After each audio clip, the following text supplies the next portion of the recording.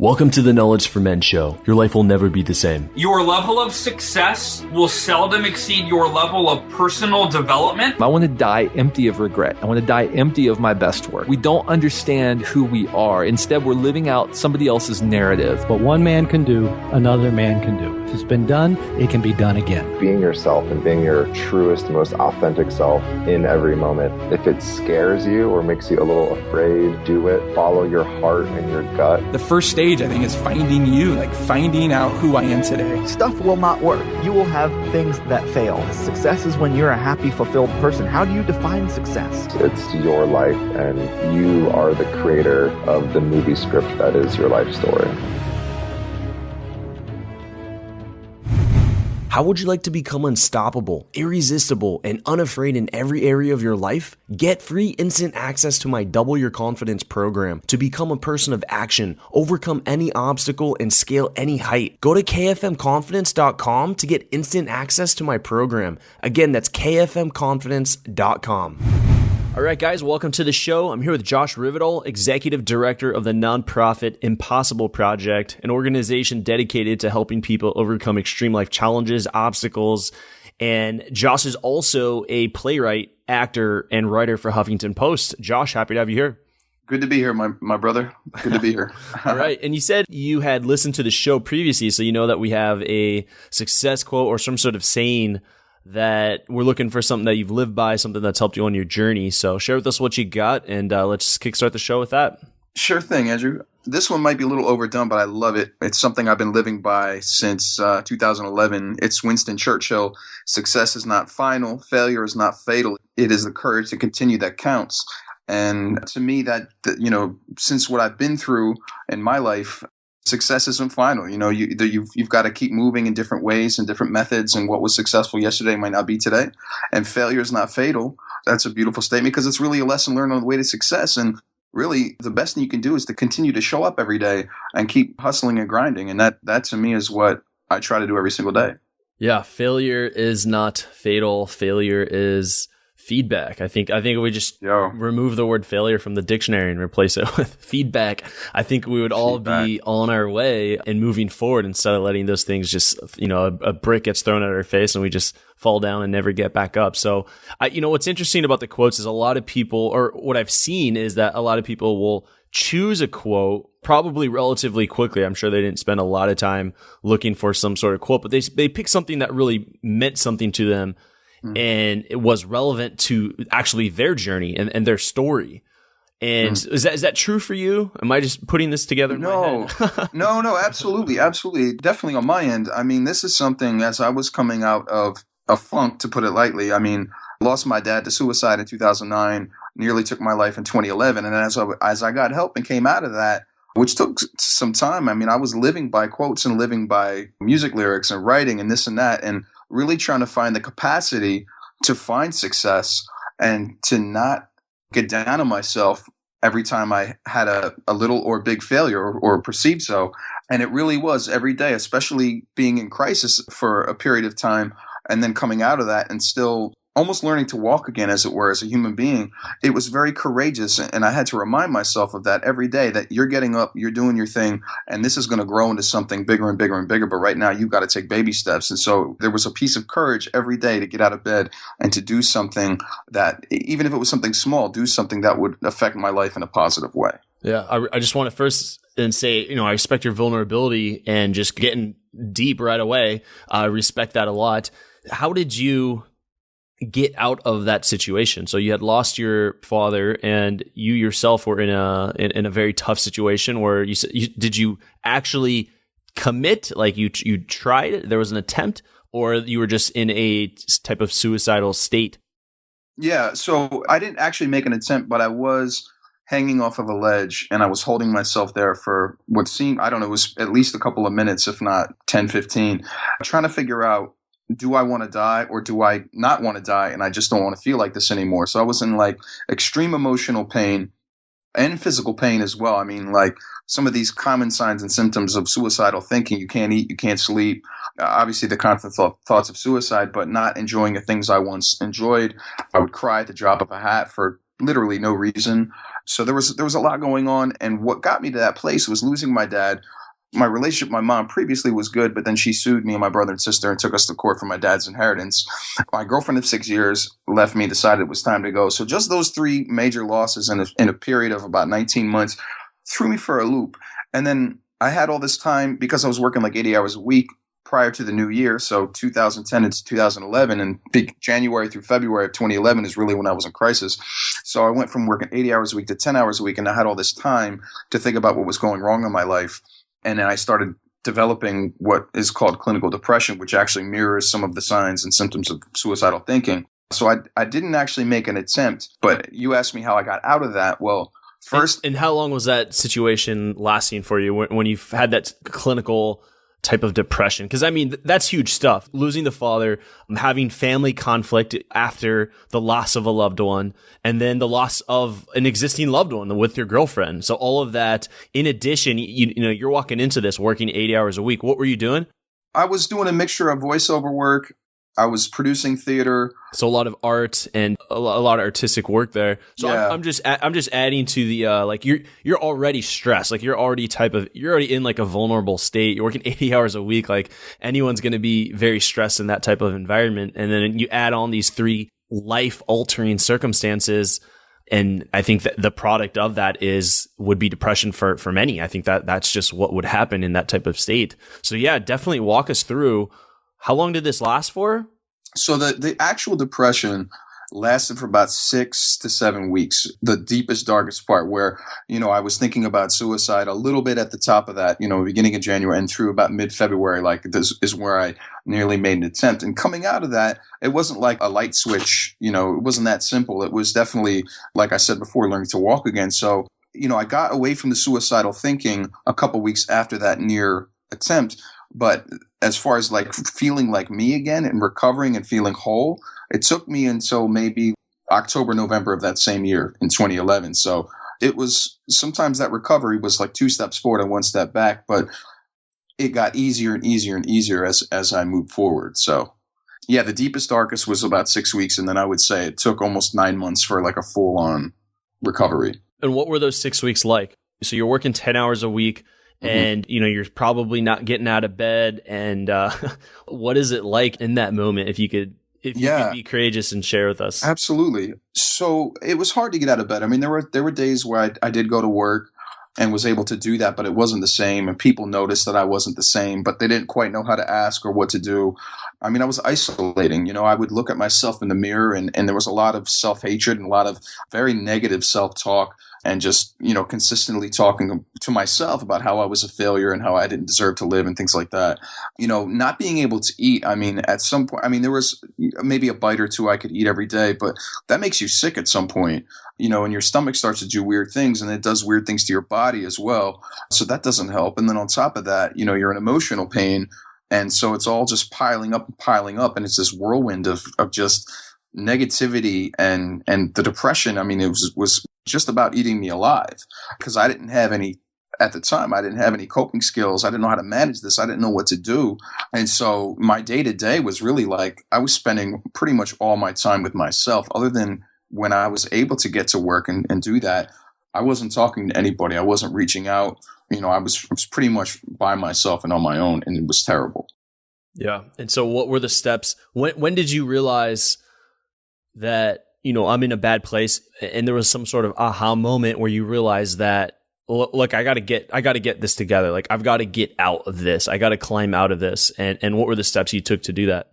Yeah. So that sort of aha moment was really on that ledge. You know, I was like, you know, my dad didn't ask for help. And just for a little more backstory, my grandfather, my father's father, took his life in 1966. So I was like, my grandfather didn't ask for help. My dad didn't ask for help, nor did they speak out. So the common denominator must be you got to talk to somebody and say something, because I don't think you want to die. I just don't think you want to feel this way. There might be some opportunity for some adventure or for life to get better or to have love in your life and all this. So I came back in and I sat on my floor And I was racking my brain trying to figure out who I could talk to and what I could do. And I started repeating this mantra. And it was almost a prayer. I'm not religious, but it was almost a prayer. It was like a thing to the universe and sort of a thing to my conscience rather. And it was, please help me connect to positive people, positive things, and positive experiences. And I probably repeated that over and over for about an hour. I finally came up with the capacity to call the last person in the world that I really wanted to talk to. I ended up calling my mom, because even though we were in a bad relationship at the time, I figured, maybe she's going to do something right. Maybe she's going to be my mom again. And to sort of put it in a nutshell, it was weird, the conversation in the beginning, and then she did exactly what she was supposed to do, and she became my mom again. She asked me if I was thinking about suicide. She made sure I was safe. She told me that my life was important to her. She listened to me. She didn't judge. She was sympathetic. And from there, having this idea that, okay, my life is important to somebody. This is a grain of something that I could take into tomorrow, maybe the next day. And maybe somebody else will feel that way too.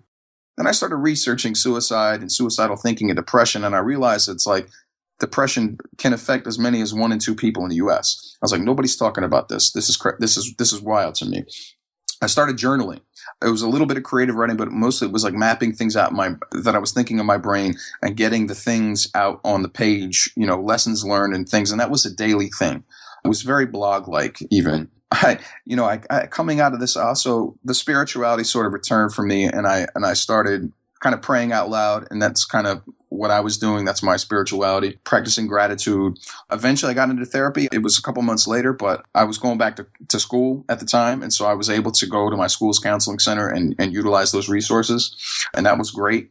I think that's really, really important, not just for people in general, but for men, because I know men don't want to talk sometimes. And, we got to talk. We got to speak out to somebody. Yeah. I was going to that was like a big thing that I just wrote down. I was like, your big moment was when you drew a correlation with like your grandfather, your father, and it was that they weren't asking for help. And we can look at those time periods too. And it's like men were more into themselves, like keep, everything, just be a rock, like don't share anything, like everything's okay, put on this front. And even still today it exists, and it's very relevant for men not to ask for help. But I feel like it is a little bit more acceptable, more in today's society. But that's such a big point right there, is that men don't ask for help in the fear of looking weak, in the fear of not being a strong man, because they're supposed to have it all together because they're a man. But it's your life. And I think although we're men, we're also human, and we have a lot of built up shit in our lives that have happened. And if we don't share, it could blow up in an uncontrollable way. And that was like what I was thinking about when you said it. Like that was a big moment. And so I'm glad that you brought that up for the listeners. Absolutely. I appreciate that. Yeah, it's the strongest people I know ask for help. And that seems so counterintuitive as a man, I think. We don't ask for directions, or at least I don't. Right, yeah. Don't even want to use the Google Maps. It's like, no, I know how to get there. Yeah, 3 hours later. Yeah, it's wild to me. And so I really try to stress this to men. Like, we've got to ask for help. We've got to speak out. The strongest people and the strongest men I know ask for help. From the CEO all the way down to regular Joe Schmo. Right. People, when you utilize the people around you, the good people in your life, whatever position or whatever relationship they are to you, you're going to do much better. But just to sort of quickly recap some of the other things that I helped me get out of this, one of the things I realized was, to be whole again, I needed to be in the service of others. And so my first move, because, I was going through this depression. I was like, I'm going to quit show business. I'm done. It's the root of all my problems and all that, which it wasn't, but that's what I was feeling at the time. So I was like, I'm going to be a life coach. So I went to New York University, NYU, and I took some coach training. And what ended up happening was, I do still do that work on the side, executive coaching and life coaching and stuff like that, but it's a side thing. But the most important thing was that I really found so much knowledge and education because of the neuroscience that they taught and a lot of the personal development stuff that they taught in the course. So I got more out of it for me in my life rather than for any sort of practice that I was going to start. And then the other thing was, being in the service of others, I realized I needed to start doing work in suicide prevention and mental health. And so I had this sort of aha moment maybe in late February, early March. And I was like, I'm going to create a one-man, I had this one-man show that I had already done that was about mine and my dad's relationship, and then ultimately the suicide. And largely it was a comedy because the suicide doesn't come until the end, and I play like 20 characters and I sing a little bit in it. And we got a run of it in New York in 2010 before I was suicidal. And people at the end were like, oh, thanks for being so open and honest. I was like, yeah, whatever. This is a piece of theater. It didn't really make sense to me. And then I realized in that aha moment, what was it, like late February, early March. I was like, this could help some people. So I got some training. I started volunteering. I started meeting people, and I kind of came up with this program where take the one-man show, condense it to about 45 minutes, keynote after for about 20 to 25 minutes about suicide prevention and mental health and how and where to get help and things like that, and then do a Q&A at the end. And so it's like this 90-minute package, and I was pitching, and nobody really knew what to do with it because it's sort of this hybrid piece. And I was pitching it largely to colleges, and finally somebody picked it up at Baruch College in New York City, and we did it in May of 2011. It was my first one, and I didn't know how it was going to go because it wasn't like anything I'd ever done before. And at the end, there was a student that got help. He was like, I feel like it was normal. I've been thinking about dying a lot, and I've been depressed, and I thought it was normal. And now I know it's not. So I'm going to get help from the counseling center. And I was like, man, this is crazy. This is mad addictive. So I'm going to keep doing this. And so I pitched it more and more. And since then, I've done it in more than 105 locations, more than just colleges, but mostly colleges, reach over 25,000 people in 4 countries. And so in the beginning, that was one of the big pieces of my recovery, was being in the service of others and helping people because of, and using my experience to then tell people it's okay to get help. It's okay to talk about your stuff. It's okay to help a friend. And here's how you're going to help a friend. And so just being in the service of others, I mean, it boosted my self-esteem. I was able to get girls again.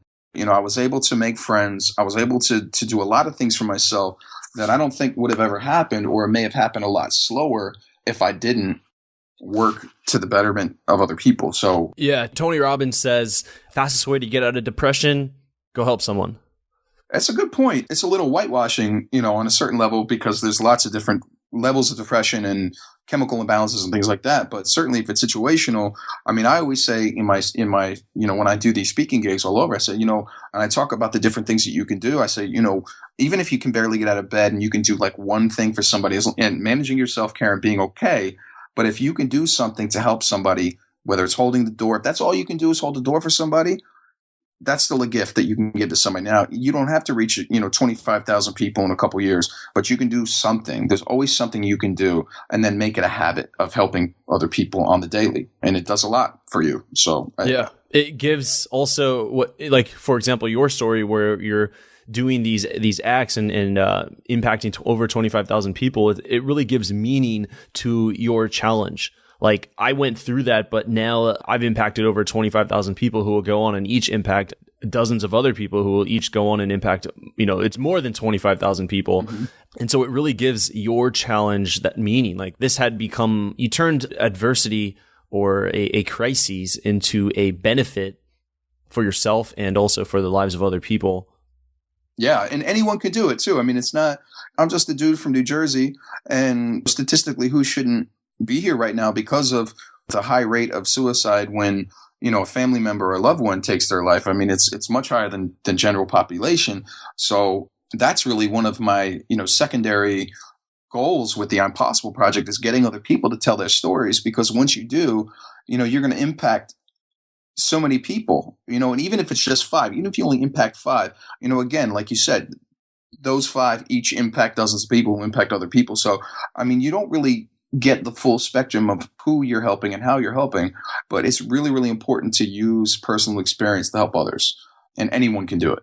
Yeah. Yeah. So on this journey that you've gone on and are still continuing to pave and carve, what are some of the biggest life lessons you've learned? I think one of them comes from that quote that we had at the top, that failure is a lesson learned on the way to success. That's kind of my reframing of it. It's that anyone can help somebody, that storytelling is powerful, and that the science behind storytelling and the things you do when you speak in metaphors and you connect with your audience, whomever that is, you have an opportunity to light up their brain in a different way.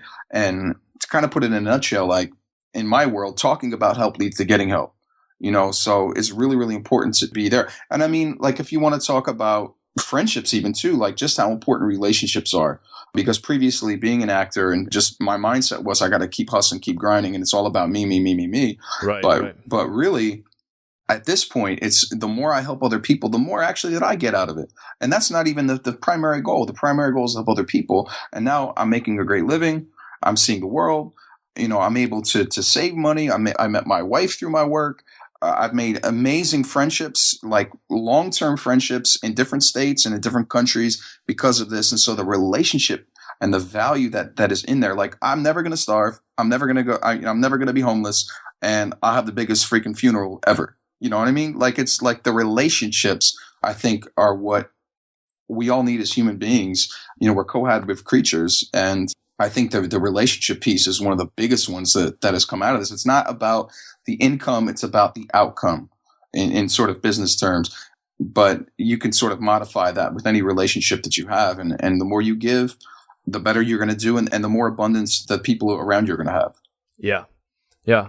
And if we're to even go back to that moment when you decided to ask for help, like that was a massive catalyst for change in your life. And so for even the listeners right now, it's like going through a tough time, going through a crisis, or even just something small, like go ask for help, call a friend, call a parent, call a sibling, call someone that would listen, that can help you, because this story that you just shared, how you've impacted all these people, you've met your wife, congratulations on that. Through your work, you traveled to multiple different countries and you are making an income doing something that is changing lives. Like all of that, if this was like a movie, we can I'll go backwards. Mm-hmm. And it started with that moment where you decided to call your mom, and you were even she was a part of that challenge, which you guys were kind of at odds, but you still were courageous in calling someone that you knew would be there, that you knew that you could trust that person with your challenge.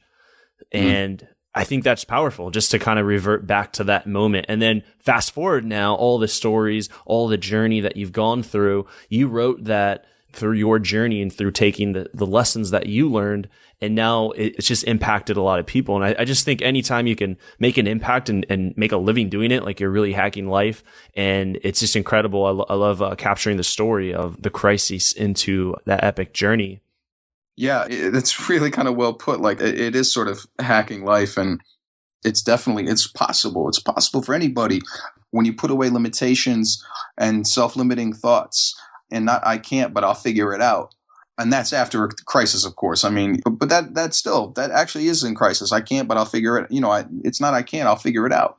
I'll figure out how to get out of this, and someday it will get better. And I know people do deal with conditions that are a bit more deeper than mine, and people do have consistent suicidal thinking and problems with that. And I do manage depression on the daily.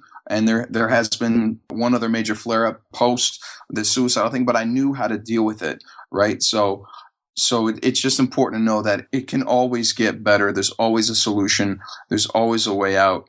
And really, it's important to ask for help. People want to help. They might not always know how to, and you might even hit the wrong person for help. But, you know, it's kind of like, you know, going for a second and a third and a 12th opinion for a doctor. Like, you got to keep hustling and grinding until you find somebody or something that will help you, because there is help out there, and there are people who care. There's so many people who care, and a lot of people who are thinking about suicide often feel that they're a burden, but it's not the case. I mean, everybody's important, everybody matters, and everybody has a story, and everybody's a teacher, and it's possible for everybody to impact the world in a positive way. It doesn't have to be to 25,000 or 25 million. It could be to 1 or 2, and that's more than enough. You know, that's more than enough. So definitely. And I do want to point out that you said you had a flare up, something came back. And I think that's just important to know. Like, you can be depressed and overcome it. But it doesn't mean like just forever life is just great because you've overcome it. Like, problems can continue to come back, but you have the experience of knowing how to handle and manage those crises when they happen, which I just think is important. Like, life isn't all sunshine and rainbows after you have your first victory or, big victory. But you learn how to overcome the crises in the future. Mm-hmm. Yeah. I mean, it goes back to that Churchill quote, success is not final. Success is something that needs to be attained daily. And, even if it's something little, and just sort of, it's important to know also, just kind of reiterating kind of what you said, Andrew, that it's not all sunshine and roses. And the reason I was able to manage that flare was because I had coping skills and because I knew what to do, because of the daily habits that I work on that are crucial to my mental health and crucial to just being alive. So really important to know. Yeah, it's like, just to reiterate. Yeah, absolutely. It's like when you get a really bad fever it's like you're going to get another one just because you overcame it. But when it comes back again, like, you know what to do. Like, you're not just lost. Like, oh, what the hell? Like, you know what to do. You know how to handle it, and you just go through it over time. You manage it and it goes away, and then you're back to where you were. But yeah, I just think that's important to note, that problems will just continue to happen and happen and happen, but you get stronger and stronger and stronger, and you know how to manage those. So powerful stuff here. And just like looking at your story, so awesome to hear. I love the impact that you're making. Let's go a little bit deeper now. I mean, everything's already been so deep, actually. In this episode, especially, we started off very deep, but we'll go into the knowledge round here. So, Josh, are you ready for the knowledge round? Let's rock it, man. After 200 plus interviews, I've identified the most common trait of success as confidence. Whether you're trying to achieve financial freedom or improving your relationships, confidence is what separates those who get what they want in life and those who don't get what they want in life. So before a man sets out on his journey, it's important that he has the confidence in himself to accomplish his goals and his dreams. You have to have this area of your life taken care of in order to create the life that you want. That's why I've created a free program to double your confidence in less than 30 minutes with this weird but simple set of exercises. Go to kfmconfidence.com. Again, that's kfmconfidence.com to transform your life. Welcome to the Knowledge Round, where the guests will be asked rapid-fire questions to give the audience invaluable pieces of wisdom to help transform their lives. Starting in 3, 2, 1, showtime. All right, first question I have here is, what advice would you give to someone who's feeling really lost or unsure of their purpose? I think if you're lost and unsure of your purpose, I think it really goes to just start trying to help other people. Put yourself in that space, keep doing it, and look for ways and places you can volunteer. And then start to look for what you're good at or what you like to do, and see if there's a way to merge those two things together, helping people and something that you're good at. And do that research. Start looking and seeing if other people are doing similar things. But I think finding purpose is always rooted in helping other people. Yeah, I like that. And what was holding you back from becoming the man you are now today? I think it was a lot of self-limiting belief. It was like life needs to look a certain way. And if it doesn't look a certain way, then I'm a total failure and a total screw up. I didn't get my TV show. I didn't get my Broadway play. I don't have a wife or a girlfriend who looks like this or does this or talks to me like this. And really, I was really focusing on what the end goal looked like rather than the journey, and learning and listening to what the journey had to tell me.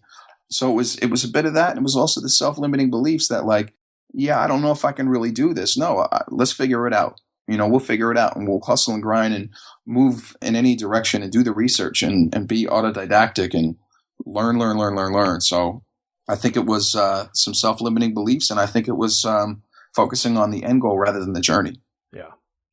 Good. Really good stuff. And can you name a person who's had a large impact on your journey, like a mentor? Who is this person and how have they impacted you? It kind of takes a village in my case. I think one person that I would say in the very beginning, I don't really keep in touch with him too much, but he gave me my first shot doing this. His name is Dr. David Sitt. He's a psychology professor at Baruch College in New York City. He also is in private practice. And he was just very kind and very generous in his feedback and his suggestions and how some of the program was shaped, and just, making sure that I was mentally well while I was offering this piece at Baruch College in May of 2011. And then just kind of, we kept in touch a little bit over the years, and just always nice conversation and always had nice things to say. And I know he's doing good work, and I know he's got a good heart. And so I would say he's the first person that gave me my shot, and I'm forever grateful. Yeah.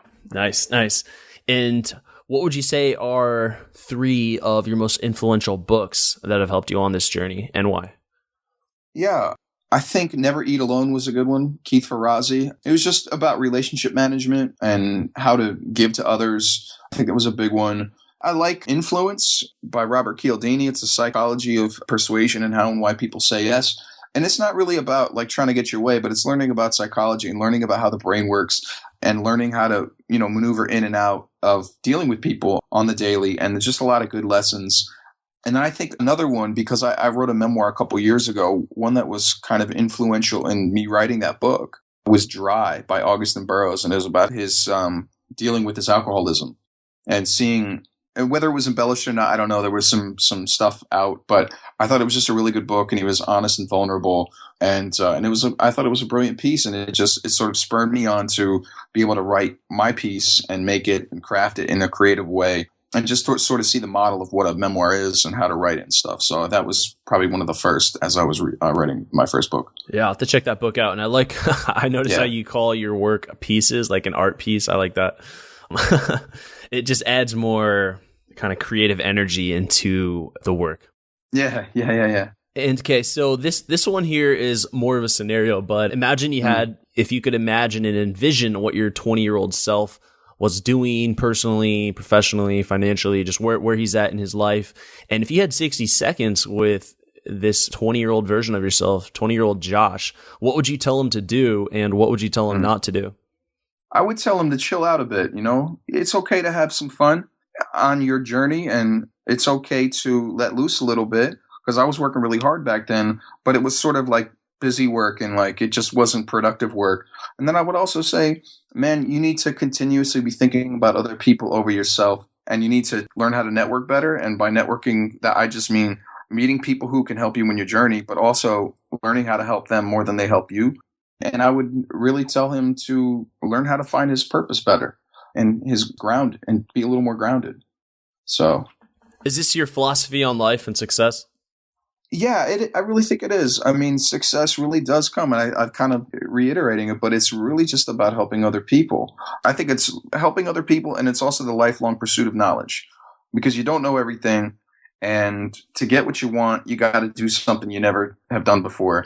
And with that, you got to be teachable. You got to learn, and you got to put your pride aside, because we all think not we all, but we want to have this idea that we know everything or we're smart enough to do something. No, you need to be taught, whether it's by some 17-year-old or by some 70-year-old, woman, man, Indian, doesn't matter. Everybody's got something to teach, and I got something to learn every day. So the lifelong pursuit of knowledge is important, as is helping people. Yeah, I like that. I like the humble approach to learning, and to become a master, you've got to first become that student. You've got to be the best student, and the best students you got to be egoless to really be able to soak in as much knowledge and be open to new ideas and thoughts. Well, this has been an incredible episode here, Josh, and your story's been very impactful. So that's going to conclude the knowledge round there. I'm just curious, what's exciting you now today? What's in store for the rest of the year here? Yeah, so still keeping up with the speaking gigs and stuff like that. Doing a lot more conferences. My book, The Impossible Project, Re-engaging with Life, Creating a New You, just came out back in January, debuted #1 on Amazon in the suicide category. And so what we're doing with that is I'm actually creating curriculum with a professor of social work at the University of Texas at Arlington. And on one side, we're going to be working on continuing education credits for social workers and how to integrate social and emotional learning and diversity training kind of within that piece. And then we're also going to be developing coursework for K through 8, and that's going to take a little more time, but that also is going to be integrating social and emotional learning with diversity in the classroom. And then additionally, I'm developing mental health curriculum for high school and college students around diversity and mental health as well. And they're derived from 2 ebooks that I released last year called How to Live Mentally Well and Crush It in High School, and the other one is How to Live Mentally Well and Crush It in College. So that's pretty funky. I'm pretty stoked about that.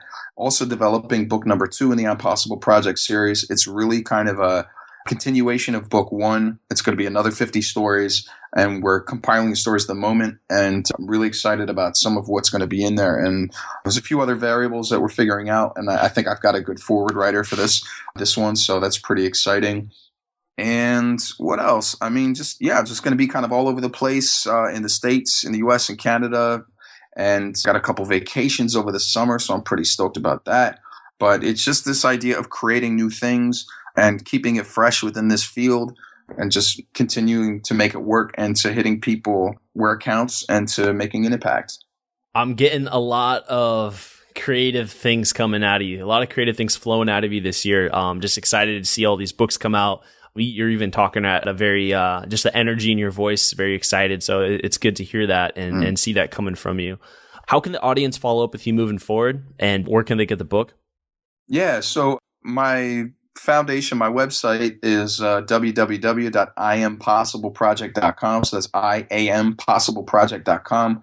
You can hit me up from there on Facebook, Twitter. You can get me on email there, josh@iampossibleproject.com. And then where you can get the book, I mean, it's available. You can order through any bookstore, but specifically the landing page on my site is iampossibleproject.com/one, ONE. So, and that's got all the different formats and the different places all over the world where you can order it. You can even order autographed copies off of there, and we'll ship it to you. So yeah, so hit me up. There's an email list on there where I release a blog once a month, and there's no spammy nonsense going on there. So a few different ways, and I'm pretty communicative. So I would love to, hear from anybody and everybody.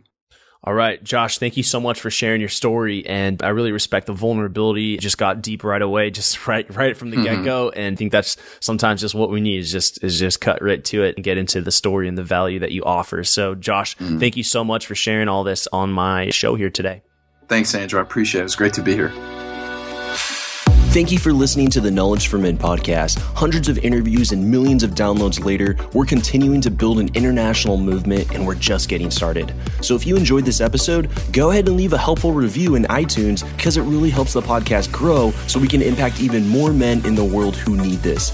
Guys, this is all about living with purpose, where every day you only do things that matter to you. You wake up, live with purpose, and take massive action towards the life you want. And always remember, love the life you have while creating the life of your dreams. Go to kfmfree.com to get a surprise bonus I've made for my listeners. Again, that's kfmfree.com for something that's changed my life, and I'm offering it to you for free. Also, check out my Amazon best-selling books that I've written for you to help you crush life at kfmauthor.com. Again, that's kfmauthor.com to see all the books I've created to help you break through in life. This is your host, Andrew Farabee, founder of knowledgeformen.com, and I'll see you in the next episode.